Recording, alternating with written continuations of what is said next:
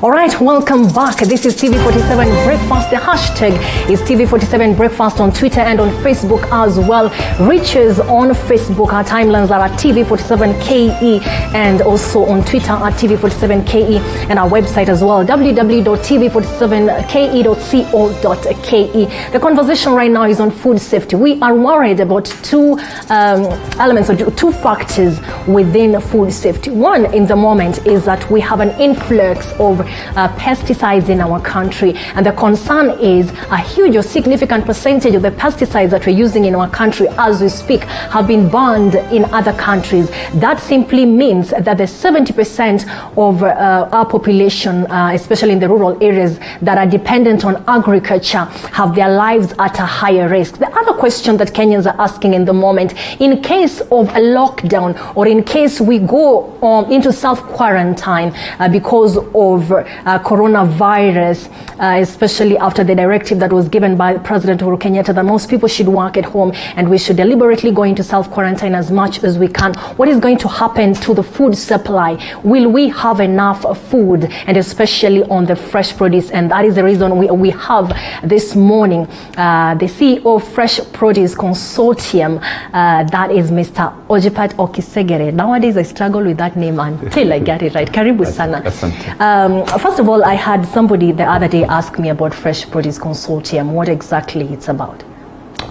Thanks, Corazon. Right. Fresh Produce Consortium is the leading trade association for fresh produce in Kenya. We have a mandate in ensuring that the fresh produce value chain actors are well coordinated in the domestic, regional, and the export market. We deal with the growers, we deal with the suppliers in the value chain, and we also deal with the exporters market. All right. We look at trade, we look at market and market linkages, we look at food safety, we look at the trade agreements, and we look at the policies that are within our value chain. We work closely with the regulators just to ensure that everything works well, and we keep checks and tabs on what is happening in the global space. Right. Getting that domesticated in a Kenyan perspective so that we can trade. Kenya is a member of WTO, and therefore everything that we do has to be within, and we therefore have to ensure that we align properly with what happens. So Fresh Produce Consortium is a membership organization that brings together all value chain actors, regardless of who you are, right from the farmer through to the logistics companies that deal with fresh produce market. We're looking at groceries, we're looking at supermarkets, we're looking at exporters, marketing agents. And now we're looking at how we can get all the logistics institutions, companies, and the airlines in this space, because they deal with a lot of our products moving from point A to point B. So that's purely what we are and what we do. And as I said, we're looking at the domestic space, we're looking at the regional, and we're looking at the global market. All right, that is quite in place. I'd like us to probably talk about the panic on coronavirus quite at the end, and maybe right now face what we have currently. It has been mentioned, and it was lifted also by Consumer Grassroots Association, that 33% of the pesticides that are registered and used in the country are harmful, and they have actually been withdrawn from other markets. How true or factual is this? I have heard of this story, and I hope someday somebody gets the truth. There is a process of admission, registering and admission of a pesticide in Kenya. And I want to say clearly here and emphasize that Kenya has the best regulatory system in Africa in terms of admission and withdrawal. I therefore refuse to accept reports that people use to demonize the country that it has regulation, and get to know that pesticides are highly regulated globally, and that there's a process. When you talk about 33%, I would want to ask, is there a country in this world that would like to admit products in their country to kill their citizens? That does not happen. What is happening is that we have the anti-pesticides crusaders, and we know them. When you come in here and say Kenya is admitting 33% of the pesticides to be used in a country, you are telling me that the sovereignty of Kenya as a country can actually allow poison to kill its citizens, which is not true. And I also know that there's a lot of campaign people talking about the withdrawal of pesticides in other countries. I want to make it clear here that apart from Europe, that has changed their regulation from the risk assessment to hazard assessment. The rest of the 5 continents, America, North America, South America, Australia, Asia, are still on risk assessment. And let me make it clear also, Corazon, that when you talk about a hazard cannot be quantified. It depends on the mood of what you when you wake up. So when it comes to analysis, what has been there, it has been a risk analysis where you go product by product until you get to a level where you say this needs to be withdrawn. And even if it has to be withdrawn at the point when a decision is made, there's a process of admission and there is a process of withdrawal. You mean, so it's critical to get to see you talked about risk and risk assessment. There's a risk assessment and there's a hazard. Right. EU changed from risk to hazard. And when it comes to hazard, when I see light, the question is, at what point do I quantify it to be a hazard? So there is a possibility that it can be dangerous, but then it might not be easy to tell. Yeah, it's not easy to tell. And that's why the rest of the world has petitioned WTO, formally, they have petitioned WTO to look at what Europe is doing. Because Europe is the only continent that has come in with the hazard assessment. And tell me about a hazard. Let me ask you today, if you talk about a hazard, it's about this light. You will say this light is dangerous based on what? Oh, I've seen lights. But as the whole world or our country really battles with hazard and risk assessment, the questions and whatever fine lines lie between, our farmers are still using whatever we have in the market. Let me bring this to you. I am a grower. I am also now in the leadership where I am. I am technically sound in my subject matter. The way you use pesticides is like the way you use pharmaceutical products. It has very clear instructions. If you are supposed to take 1 tablet of a paracetamol 3 times a day, you don't take 3 tablets in the morning. You will take 3 tablets every 8 hours. Pesticides are the most regulated in the world, and it has very clear instructions. Is there clear data in our country as to how much pesticides are used and the concentration of the pesticides, both before application and even in the soil? Let me educate you a little. Right. Every pesticide has a pesticide label that clearly indicates the trade name, the active ingredients, what that pesticide is supposed to be used for, when it should be used, for how long it should, when is it supposed to be sprayed, and after spraying there's something we call a pre-harvest interval. When do you go back to that farm to harvest? Because there are pesticides for 1 day, there are pesticides for 7 days, there are pesticides for 14 days. So it's based on the crop you have. If your crop is young and it has not flowered, you could use a long pre-harvesting interval. Do we have data for concentration? There is data not the elements in the pesticide, the concentration in the soil, because they have been continuously Let me tell you. Right. Pesticides are not put in the soil unless you're using what we call a product that is supposed to be for soil treatment. And not every farmer uses a soil treatment pesticide. Products, right? So most of the pesticides in Kenya are used on foliage, a foliar spray. And there are 2 levels. There's a pesticide called a contact, and there's a synthetic, a systemic. A systemic pesticide is what gets into the plant system. And when it gets to the plant system, it then deals, it's like when you're taking an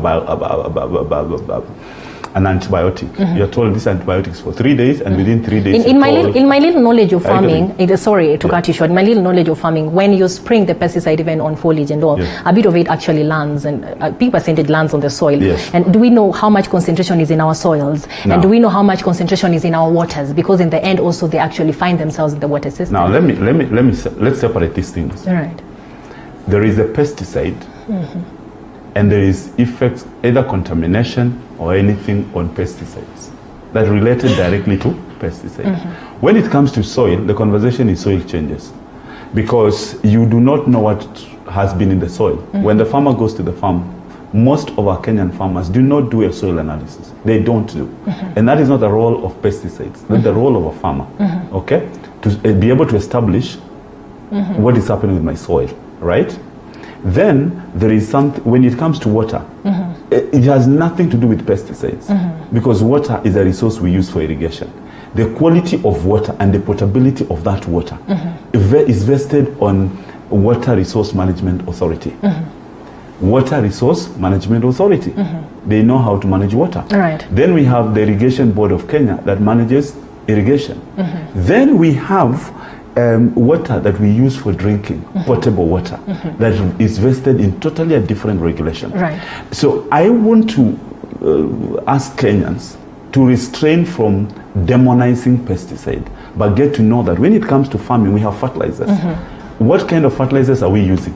Contaminants that come in from the soil pathogens are completely different from what you get from pesticide. Then I also want to insist here that you get some contamination not because of pesticide. You get contamination by the way you handle your food. For example, if a farmer harvested cabbage from Kinangop and you carried the cabbage from a dirty container, then you brought them to a Kulima market and put the cabbage on the floor, do you blame the farmer? The contaminants you get in the marketplace and throughout the transportation system is bound to bring contamination and food safety issues when it comes to the table. So let's not demonize pesticides. My understanding from a layman's perspective, and again, just to defend Kenyans who are trying to demonize the pesticides, is because it is clear knowledge when you're talking about hazard and risk assessment that there are elements within pesticides, banned or not, accepted or not, which pose some risk and danger. And clearly, it is not possible as it speaks, as we speak right now, for Kenyans to know just how harmful or how dangerous these pesticides are, how much of it has interacted with our environment, and how much of it is harmful to our bodies and our systems. Those who are demonizing probably just don't have any information, because this data is not accessible to anyone. Let me come back. All right. I think Kenyans must stop going sensational in whatever is there. The way you take care of your medical issues, you walk to a medical facility, you go through a test, then they do a prescription, and then you are told and guided how to move. It is the same way we need to be walking in and say, I am buying food from a supermarket or from a grocery. Can you ask the grocery or the supermarket to account for that food, so that when you are eating it, you do not attribute it to pesticides. There's something called heavy metals. It's not about pesticides. Right. There's something called water contamination. Water contamination is not pesticide. If for some reason we do not have toilets in some parts of the country, for example, and excretion and how we behave upstream, then the feces or the excretion gets into the sea. Is that pesticide? So we need to look at it this way, Corazon. One, let's look at what happens at the farm level in terms of soil preparation, land preparation. What do we do at that level? What do we do when it comes to nutrition of that product? What happens when it comes to plant protection? Because pesticides are used for two things, Corazon. Pesticides are only used for pests and disease control. All right? But nutrition is not pesticides. Transportation is not pesticide. Storage is not pesticide. And how we handle food in the marketplace has nothing to do with pesticides. So what we need to do is to separate the issues of contaminants. What kind of contamination or challenges do we have within the value chain? So that we can then be able to segregate and say what percentage of these contaminants are coming from pesticides.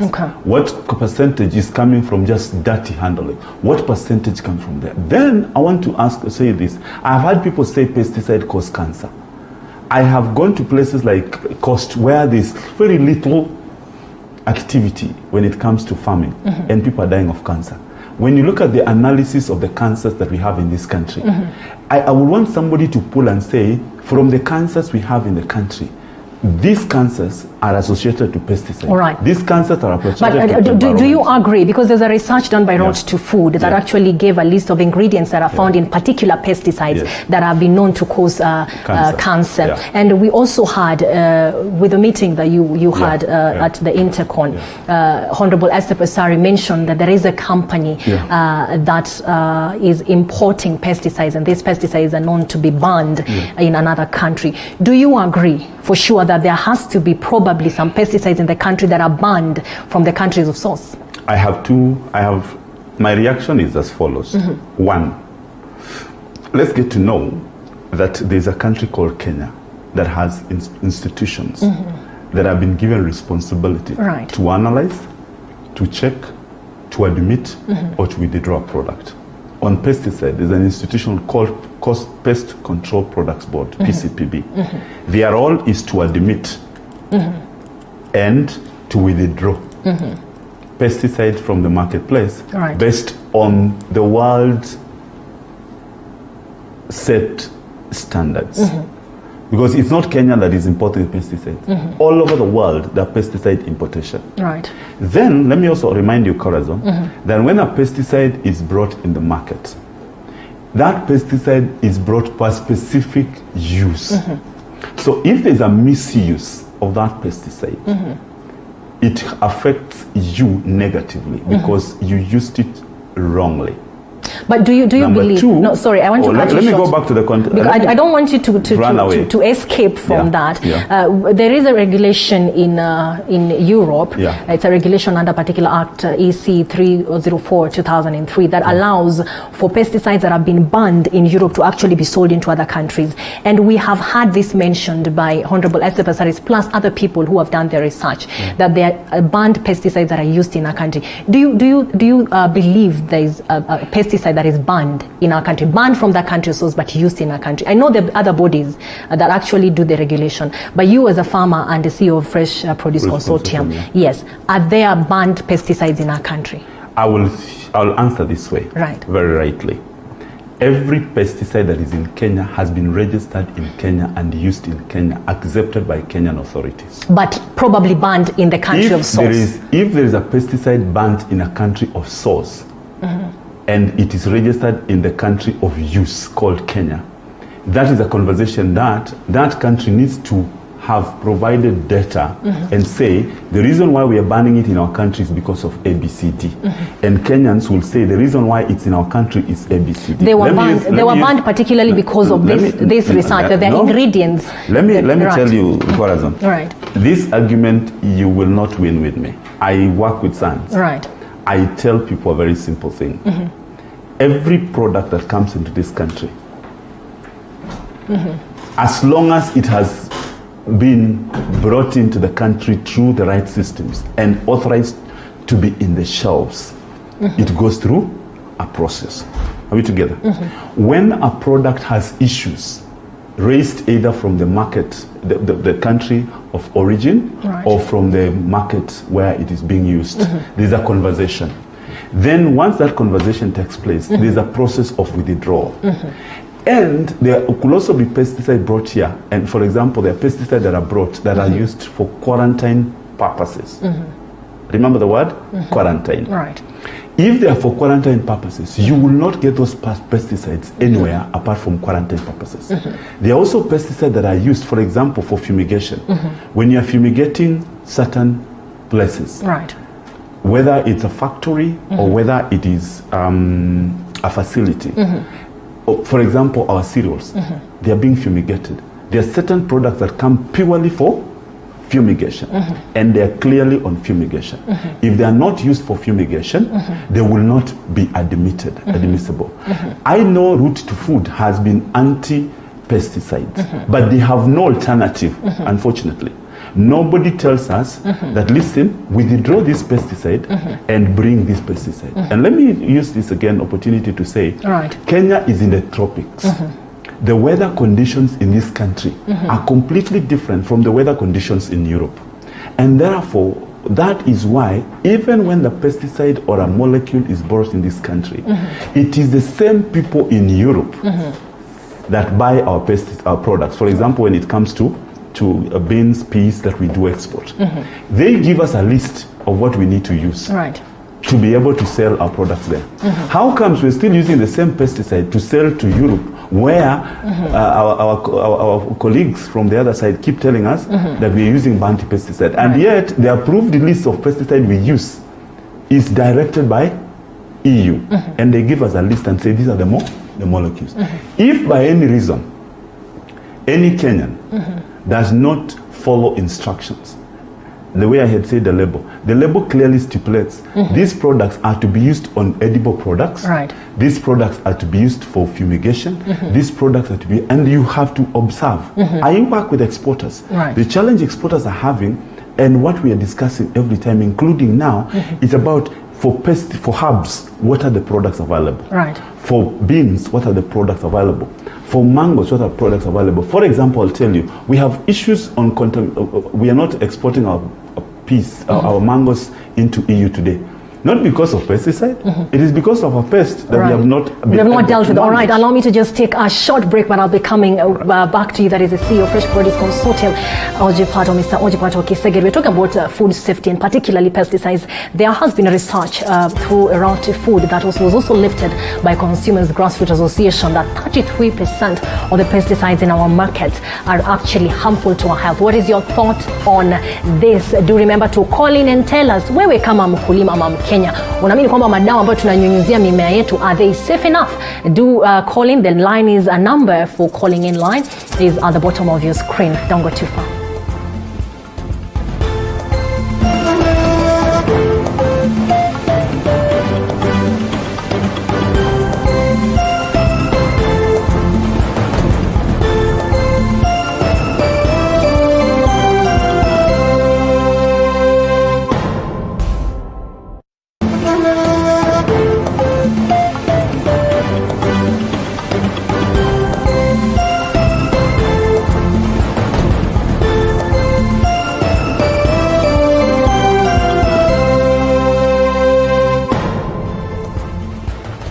Welcome back. You're still watching TV47 Breakfast Show. The hashtag is TV47 Breakfast. We're talking about food security and especially the conversation around pesticides, the conversation that has been going around because of the research and information that is out there that 33% of the pesticides we're using on our crops and in our farms are actually harmful to our health. Have you heard about this and what is your opinion? Call in live. Let us hear about that. Ms. Ojepat Okisegere in the studio says that is not factual and maybe it is far from the truth. Is it? Deno Kingori, this is on a totally different conversation. The government has failed us completely by importing the COVID-19.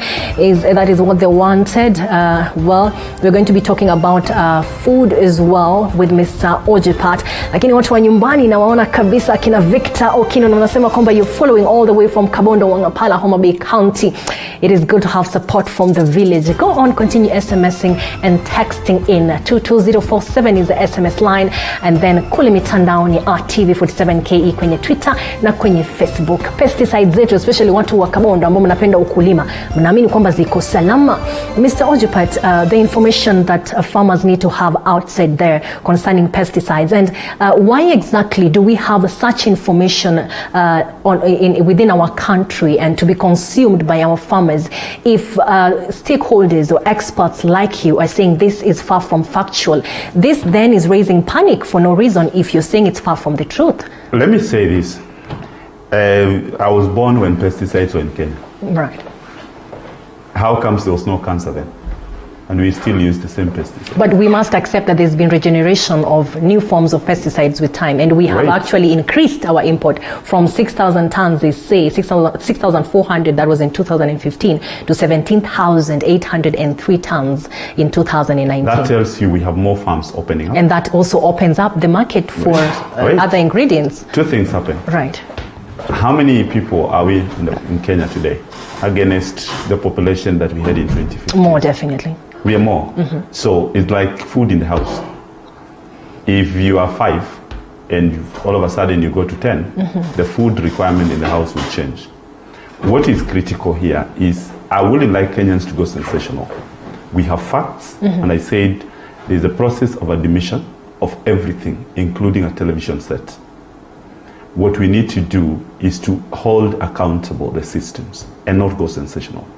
It is like telling me every media house is a wrong media house. That's a statement. But can I quantify it? When you talk of 33%, can they put facts here now? Because I have facts. In terms they of, actually mentioned particular ingredients. It's good to mention ingredients. Right. But have they told you the process, when, how, who did this? Because as I said earlier, are you telling me that Kenya is such a bad country that they can admit poison to kill its 33%? Many people who actually commented on these conversations they don't agree with most of our regulatory bodies, because we've had cases like mercury in some of our products. Wait a minute. Do you really want to go to the mercury side? Because I am one of those guys who says, in terms of the discussion of sugar and mercury, there's no conversation. There is no place mercury and sugar meat, unless the container. But then the farmers who are demonizing pesticides have had information that we've had harmful products in other products. Is what I will say. Right. When it comes to dealing with pesticides, people want to raise voices, but nobody is telling me the alternative they have for us to control our pests. How about organic alternatives? Now, I am a grower. I am also an agriculturist. I'll tell you for free. I have gone to school. The way pesticides love these kind of climatic conditions, you will not have the organic products to control. And if they are, show me one that can be able to produce 100% organic. What we are going through is something we call integrated pest management. That's what is going within our MAFA. Integrated pest management. Right. Where you're using a dual approach to ensure that even now, if you work on how we discuss with pesticides, we always say use a pesticide as a last resort. Right. Unfortunately, Kenyans are lazy to look for information, are busy to spreading bad news. Good news doesn't sell well. Where is this information? I'm not here to defend the failures of government. Right. But I'm here to say I am a Kenyan, and as a Kenyan, we have systems. The right to information is there, but the information will not be brought to you. It's also important that we go in and say, I want to grow. I have used this example before. When you want to build a storage building, what do? You go and look for the best architect, best engineers around. When you want to deal with your medical issues, you look for the best physician in town. When you want to balance your accounts, you look for the best accountant. When you want legal issues, you got the best legal expert. When it comes to agriculture, Kenyans want to go and do it, they fail, and then come back here and complain. Agriculture is a science. Right. It is critical that Kenyans rise up in the morning, and the way they look for legal information, the way they look for an engineer, is the same way they need to look for agriculturists. Listen here, in terms of information, if you walk to Pest Control Products Board, including their website, they have pesticide lists that have been approved and the date they were approved. They have pesticide lists that have been restricted and have been restricted for what? The same way we do with the pharmaceuticals, the same way we look at fertilizers. What we need to do is to ensure that we also look for this information and forget that people will read information. Your medical issues, for some reason, when you have issues with medical, do you go exposing yourself and advertising around? No. So can we look at agriculture and for once get to know that agriculture is a science and not sensation? All right. Who are these people then who are bringing this information that we have right now? We have Control Products Board. We have the Ministry of Agriculture. We have the counties having a branch of the Ministry of Agriculture. Every citizen has a right to walk to the ward representative and tell the ward representative, I want the following information. Because we have right to information. Before we pick things on social media, before we pick sensational, I've seen publications around and nobody wants to face me the reality and say, this is what we have against this. Let's have a all right, because our time is coming to an end, right? Next time we're having this discussion, please bring those anti-pesticides guys here. All right. I will sit here. Right. We will have facts and figures. All right. And lastly, this is what I want to say. As a country, get to know that we have enemies of this country, within this country. Right. So if you tell Kenya that Kenya is now a risk source, You are telling Kenyans that you're telling the world that Kenya is a dangerous source to source from. Right. You are telling Kenyans we will not be able to export anything so that we become a weaker. Are you safer dealing with what we have internally, strengthen our institutions, or are you safer? All right. Well, thank you. Let me just take we only have a minute and something I just to go and import food, or are you safer to sort out our issues? Okay, all right. That I'm sure we also will find time to discuss at large how we can strengthen our institutions and make sure that our products can be exported into other countries. But as we come to the very tail end, 1 hour is actually gone. The conversation on coronavirus. You are one of the people I'm sure that very many people are looking up to right now. What would you have to tell the people who are panicking, especially panicking with the idea that we may not have enough fresh produce in the market because it might be limiting to go for them from the source and have open market trade and have this food distributed fairly to everyone? Contrary to the panic, I believe that we strongly are going to have more food in the next few days, because what we are exporting is available for us to distribute within the domestic market. Peas, beans, garden peas, we can distribute in the domestic market. In the next few days, we will look at the orders that have been cancelled for export market destined, and a few of our members have already lost 50% of the businesses in terms of orders because of the lockdown in Europe. We want to see how this is channeled into the domestic market. What we need to do is to remain sober, stop panic, and approach things factually. We will, in the next few days, be able to release a statement in terms of the movement of our cargo and how produce is going to move from the farms to specific market destinations. And then Kenyans can quickly be able to access them without having to panic. So really, in the next few days, I do not think there's a reason to panic. Perhaps in future, but we'll continue assessing this on daily basis, and we will try as much as possible to avail information so that it's there. But just to bring calm to the country, is that I know people are busy running from one level to another. Can we sober up? We will provide whatever information we have from the fresh produce level and how we're going to run this show and what's going to happen. And I'll be glad to come back here and tell people this is the position as we have as an institution, if you can allow me some time, just to come and say this is what we have, this is what we're looking at here, this is what the direction is taking, and this is the way we're going to transport. We have told our people to train people how to handle themselves in terms of sanitizing. Our pack houses are all sanitized. The only thing we're doing is here, how do we ensure that farmers follow the same guided instructions to ensure that there's no disruption, and if any, a minimum disruption within our business. All right, Ben Sam, I don't want to ignore this. He says now he is confused. He doesn't know what to do as a farmer. He knows that it is difficult to access this information, and he's wondering why we don't have extension officers who are giving information, why people literally have to go looking for information. Please share my contacts with them. Please share my contacts with them. My contacts are in the public domain. Share my contacts with them. I'll be willing to see in which county, and we can be able to provide this closest service provider around there to be able to give them the right information. But let's get sober as a country. Let's deal with things factually. Let's avoid sensational things and poor publicity. Let's get to know as a country. We have systems, we have our strengths and weaknesses, but we can only work together. And we are stronger as a country if we deal with facts and stop rumors. I want to encourage every grower. They can get in touch with me, and I have said you can share my contacts. I don't have a problem.